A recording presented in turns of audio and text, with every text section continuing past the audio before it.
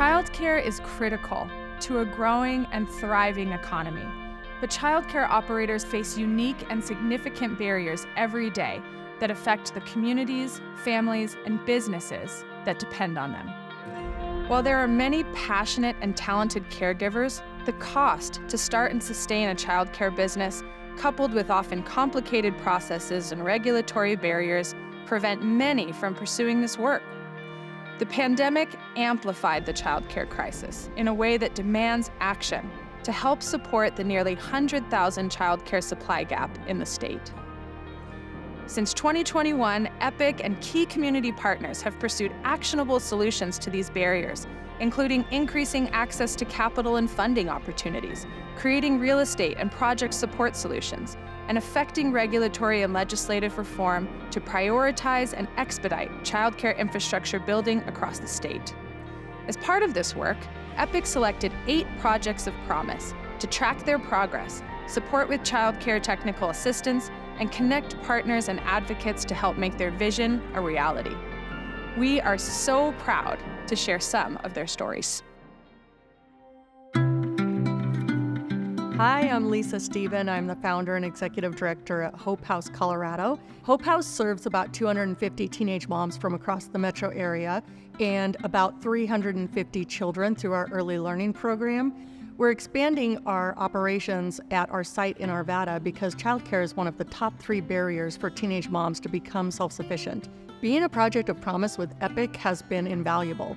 We have no idea how to build and operate an early learning center. We're extremely good at working with teenage mamas, and we're really good at working with their children, but this is a brand new business for us. It's a brand new area of service that we just are not versed in, and there are incredible challenges for just learning licensing processes and the Colorado Shine system and the type of space and how it needs to be set up and built in order to run an early learning center and achieve those high level 4 or 5 quality ratings.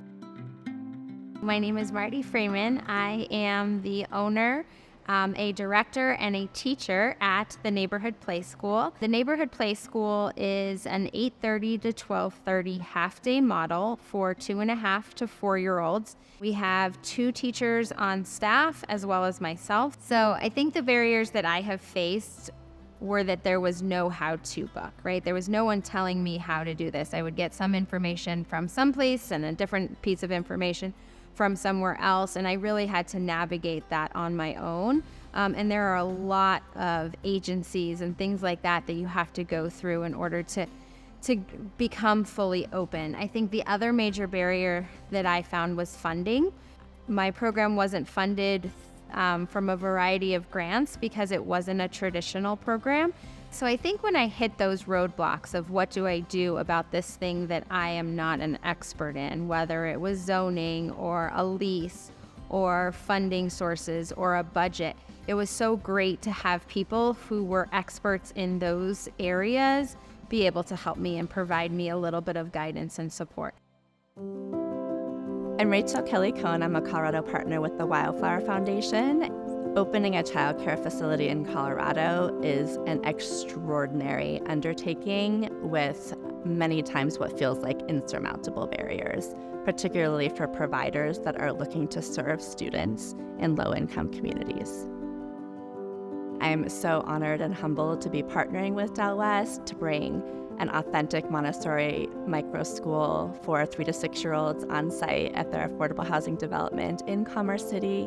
And I think it's just a wonderful marriage of 2 organizations that have similar goals for being able to provide families historically furthest from opportunity with an excellent education. Having EPIC come alongside us to support us not only in really from the design phase clear through the programming and operational phase has again just been invaluable.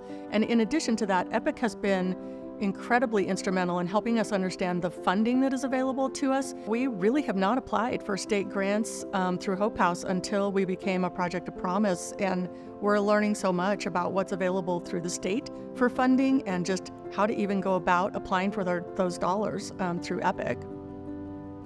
I'm just really excited that this is part of the conversation that's happening. I think that after COVID, a lot more emphasis was placed on the importance of childcare in our communities. And I think that we need to look at how we can make childcare really work for all different sorts of families.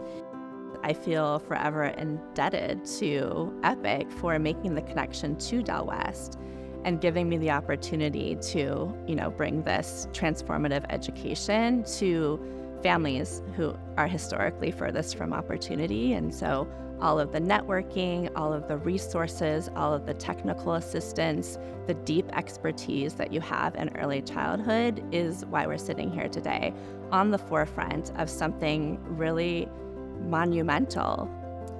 It's no secret that the childcare industry is in crisis, and the future of that industry is in jeopardy. Childcare providers and educators are struggling every day to stay in a field that they love.